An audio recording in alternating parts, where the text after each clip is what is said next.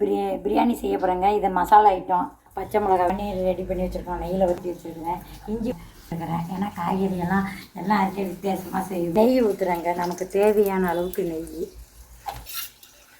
ஒரு கரண்டி ஆயில் ஊற்றிருக்குறேங்க. பசங்க பொரிஞ்சிட்டு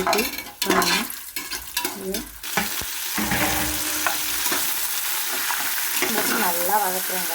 பூண்டு போடுறேங்க. தக்காளிங்க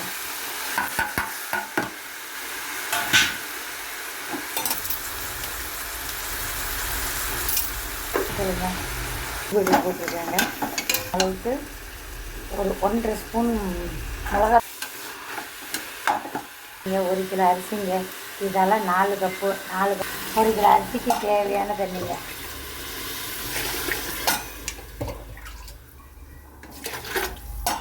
அரிசியை போடுறேன். அப்படியே போட போகிறேங்க. இங்கே பாருங்கள், பிரியாணி ரெடிங்க. இந்த கொஞ்சம் போட்டு அப்படியே மூடி வைக்க வேண்டியதான். கொஞ்சம் நேரம் ஒரு கிண்டு அப்படியே ஒரு தம்முங்க. ஒரு 20 நிமிஷம் தீயை குறைச்சி வச்சு பிரியாணி சூப்பராக ரெடி ஆகிட்டுங்க. வாங்க எல்லோரும் சாப்பிட்லாம்.